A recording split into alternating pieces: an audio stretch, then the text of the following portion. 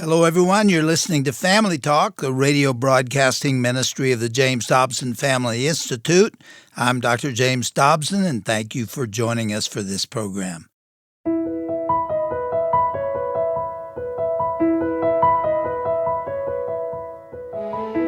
Mom's did the best she could, struggling down here in the hood. I'm steady hating that deadbeat dad. Disappointment's all I had. I gotta face the dreadful fact my daddy's never coming back. Now I gotta be a man all on my own. Yet they don't want me acting grown. If the truth is what you preach, won't you help this brother reach his destiny?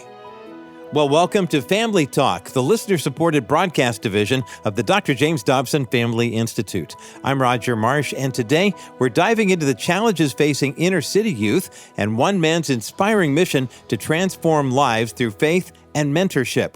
Our special guest on the broadcast is Steve Fitzhugh, who understands these struggles personally. Steve grew up in a broken home, and he discovered God's purpose for his life at a young age.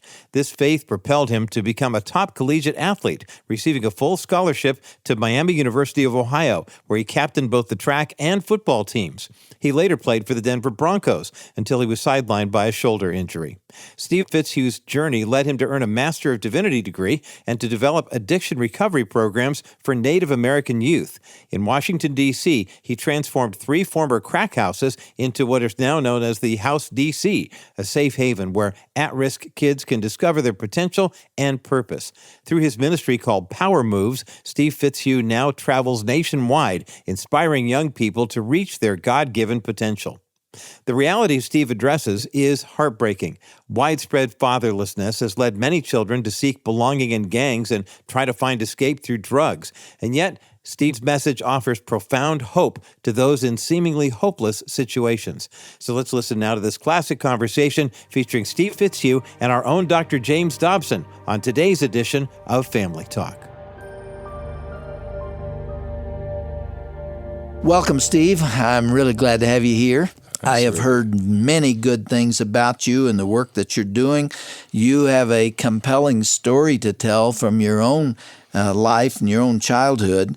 Why don't we start by your describing as best as possible?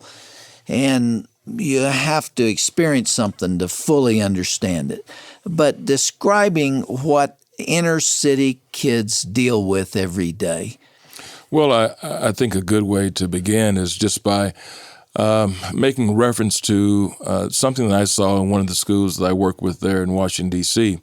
I was walking through the halls of Anacostia High School, and I saw so many symbols of affiliation on the walls, 17th and Q, where I'm from, and something dawned upon me that there are so many students who are crying out for some kind of identity, wanting to belong, and sometimes a student in the inner city just feels like they're just passing through for a short time.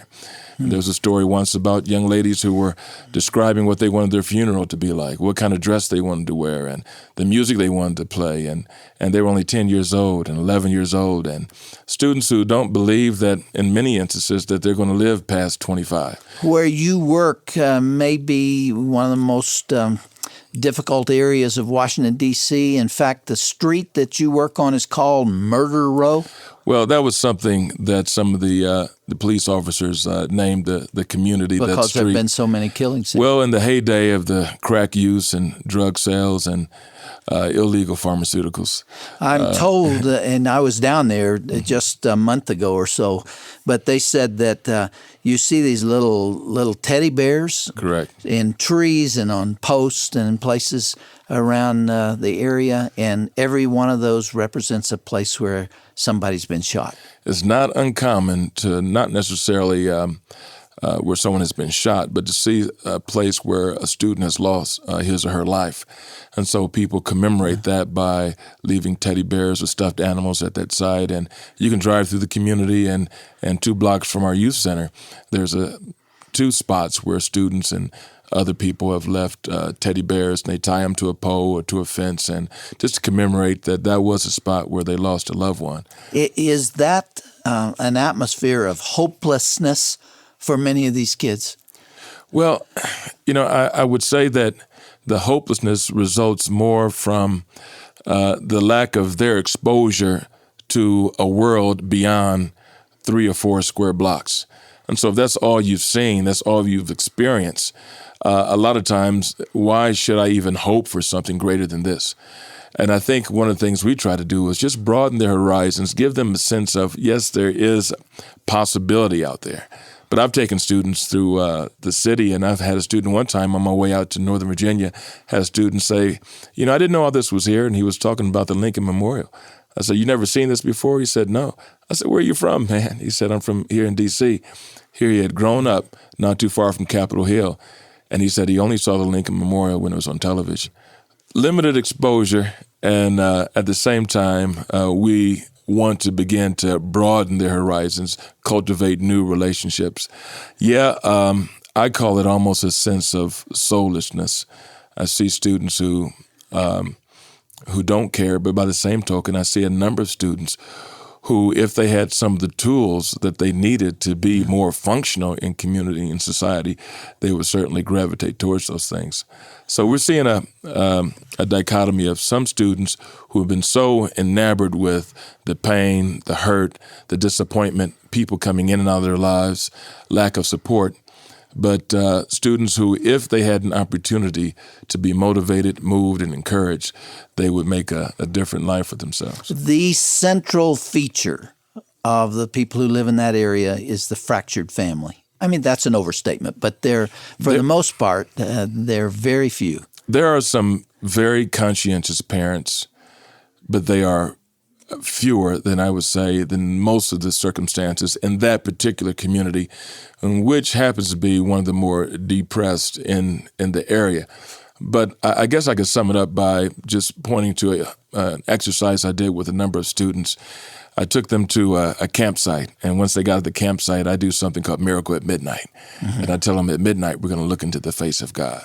So we get them out in the middle of nowhere, and we take them up near this mountain, and I have them lock arms, and the Miracle at Midnight is when they close their eyes, tilt their head back, and look up into the sky.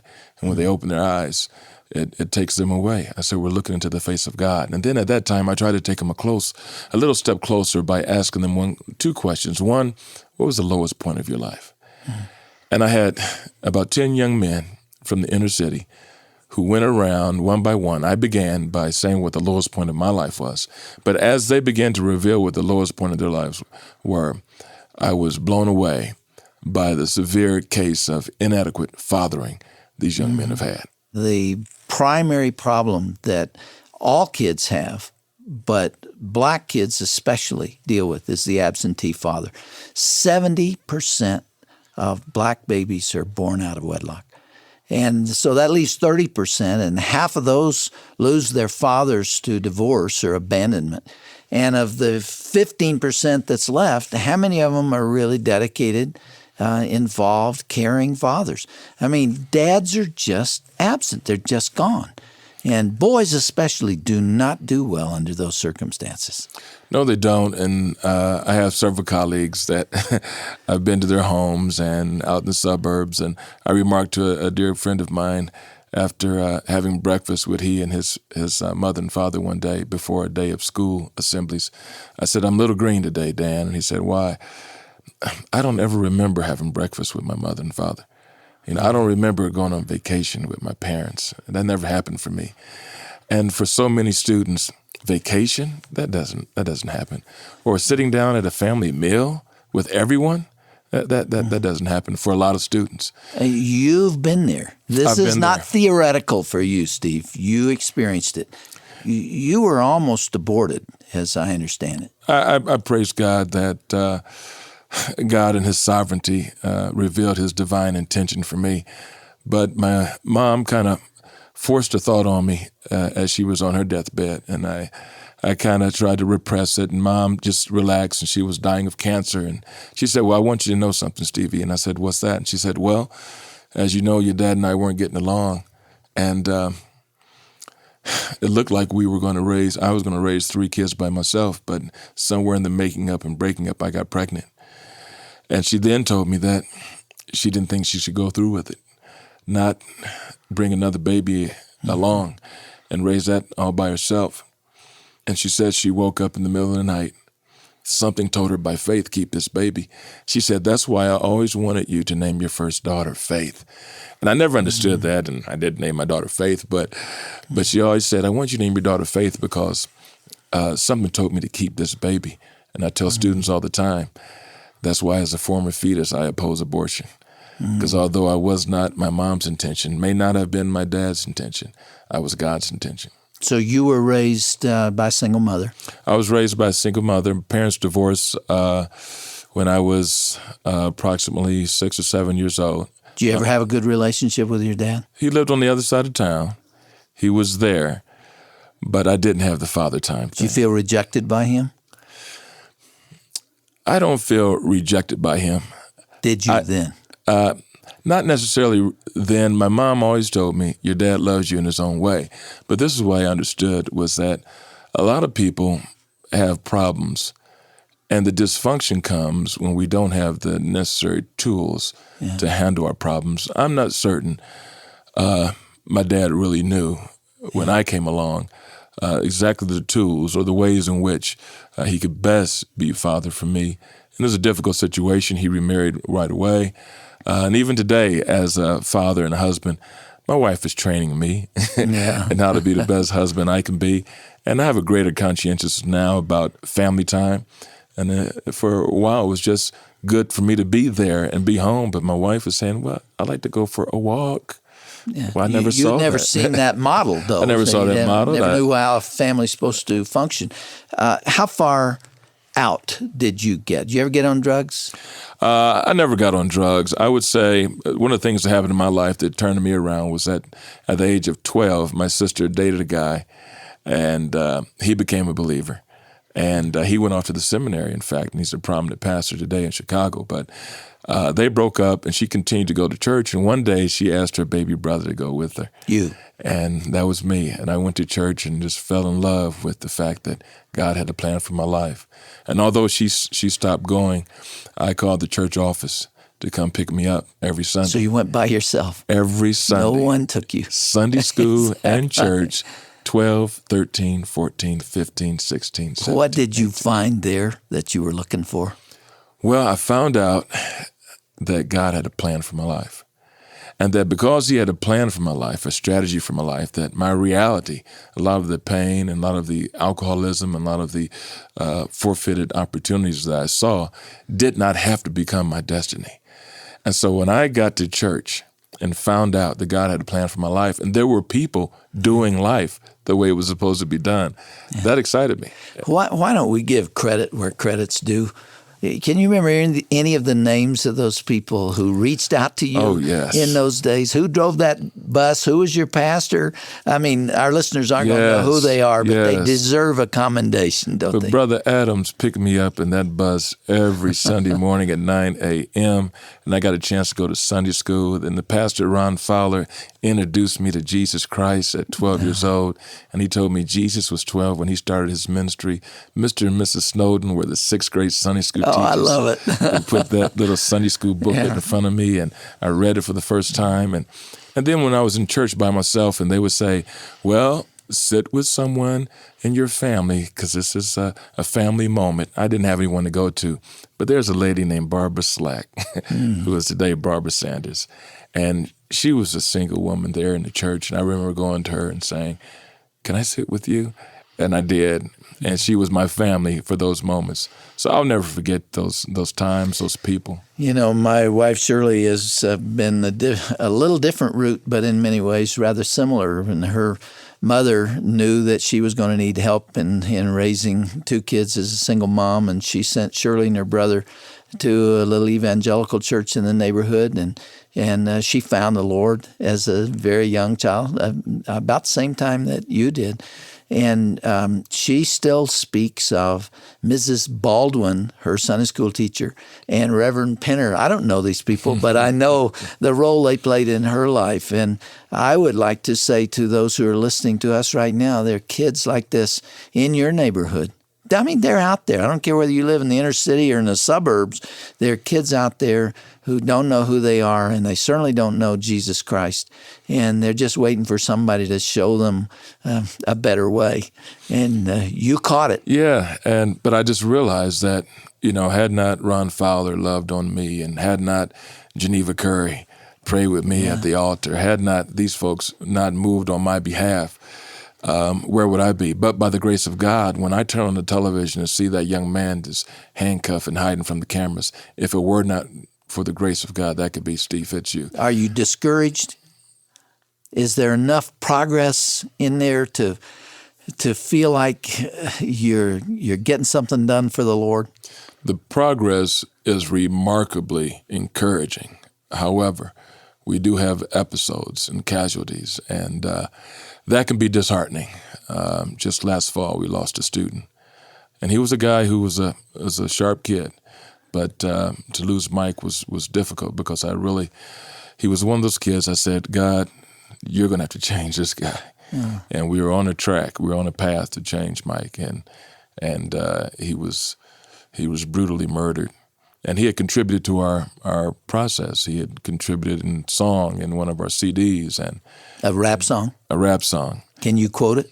Well, I can't quote the song, but in response to that song, I have a song that I wrote that I think was pretty appropriate, that gives people an idea of who he is.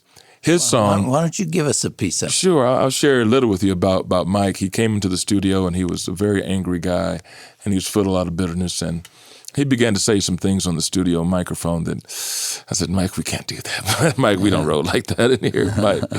And so he came back with a song he had written that was the most incredible piece of work I've heard anyone do. And it didn't have any cursing in it. It was clean, but it was the epitome of what it's like to be a disenfranchised, disheartened student in Southeast D.C. And in response to that, God laid something on my heart called destiny. And I asked, what would Mike say if he stood in front of my church one Sunday? And Mike would probably say this: I can't hardly see the light of day because misery stays in my way. Still, I dream to be free like them boys on my TV, but every day it's just the same. I've got nothing but pain on top of pain. I can't escape this hopeless dream, open my mouth but cannot scream. So here I am, me and my crew, not knowing what we are to do. The streets are only road, no other life to us was told. Poverty ain't nothing new, that's all I knew since I was 2. Moms did the best she could, struggling down here in the hood. I'm steady hating that deadbeat dad. Disappointment's all I had. I gotta face the dreadful fact my daddy's never coming back. Now I gotta be a man all on my own. Yet they don't want me acting grown. Street soldiers popping that Glock. Young'uns keep dying up on my block. I'm scared to close my eyes tonight, 'cause I'm feeling like something just ain't right. Still I'm trying to speak my heart. Too bad your fear keeps us apart. I can't believe it till I hear it. I can't hear it till you tell it. If the truth is what you preach, won't you help this brother reach his destiny?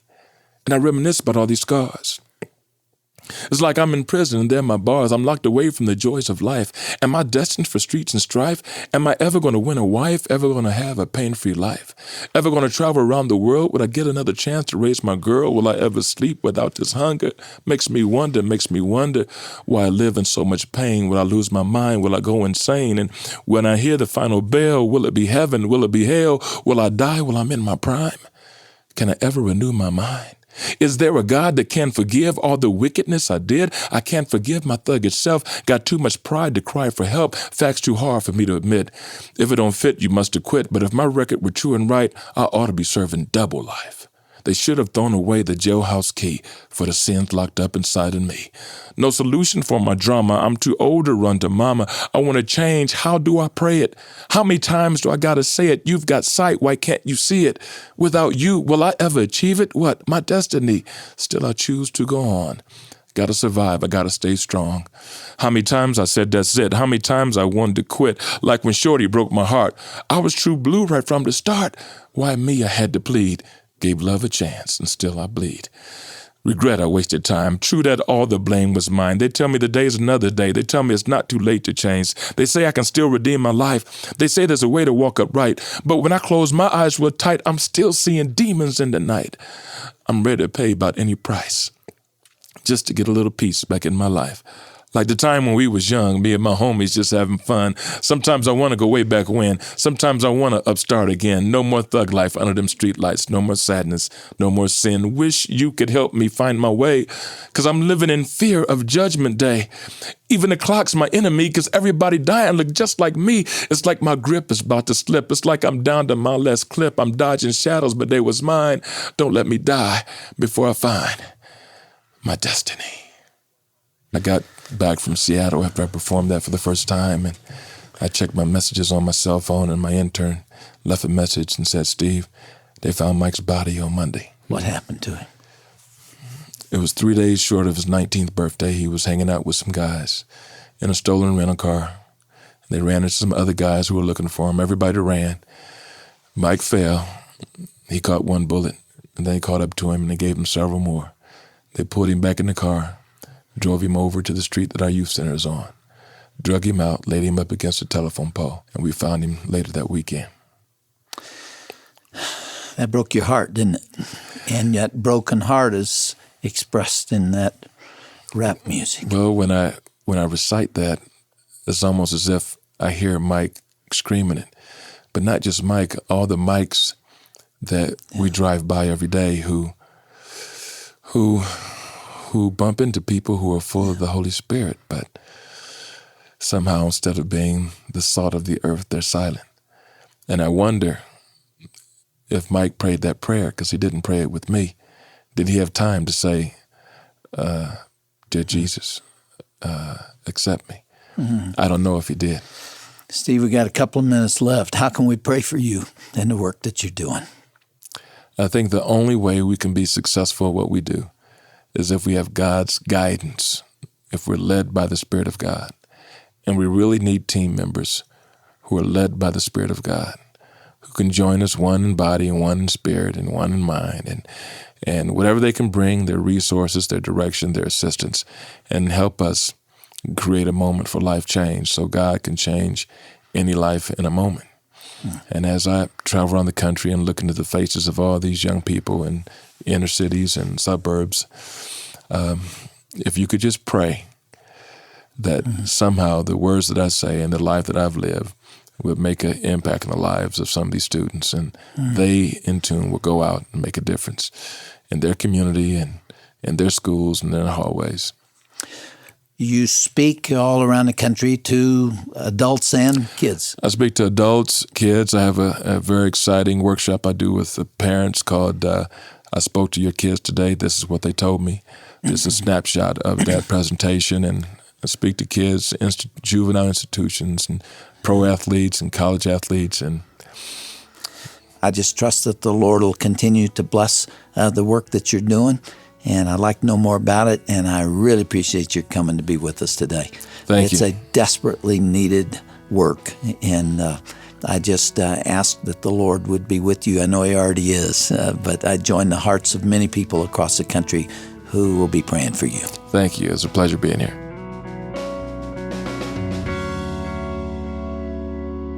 Steve Fitzhugh's story reminds us that every life has value, and one moment of compassion can literally save a person's destiny. With each Mike we encounter, we have a chance to be the light that helps someone find hope beyond their current circumstances. You've been listening to Dr. James Dobson's Family Talk, and Dr. Dobson's guest today, Steve Fitzhugh, the founder of Power Moves, a Christian ministry based in Washington, D.C. If you'd like to learn more about Steve's ministry or to share this broadcast with a friend, simply go to drjamesdobson.org/Family Talk, where you can also access this audio on the Family Talk app. Well, Easter is fast approaching. As a matter of fact, it's coming up this Sunday, and we want to offer you a free resource to help you share the profound message of God's love and forgiveness with the little ones in your life. This resource is called Sharing Jesus with Your Children, and as a grandpa, I can say this is also a great resource for your grandchildren as well. From teaching them to pray to helping them understand God's grace, this resource is designed to equip parents with simple, meaningful ways to nurture their children's spiritual growth. Now, you can download this free PDF when you go to drjamesdobson.org. That's drjamesdobson.org. Download this resource today and begin creating lasting spiritual memories with your family this Easter season. You know, your partnership here with Family Talk makes a tremendous difference in homes all across the country. In a culture where children are growing up in broken homes, your support enables us to continue to equip parents and to help their children grow in faith. Please partner with us today. Your gift, no matter the size, helps us reach families with messages of hope and practical wisdom for today's challenges. You can make a secure donation online when you go to drjamesdobson.org. That's drjamesdobson.org. You can also call us at 877-732-6825. That's 877-732-6825. And if you prefer to send your tax-deductible donation through the U.S. Postal Service, our ministry mailing address is Dr. James Dobson's Family Talk. Post Office Box 39,000, Colorado Springs, Colorado, the zip code 80949. Again, that's P.O. Box 39000, Colorado Springs, Colorado, the zip code 80949. Well, I'm Roger Marsh, and on behalf of Dr. Dobson and all of us here at the JDFI, thanks so much for listening today. Be sure to join us again next time right here for another edition of Dr. James Dobson's Family Talk.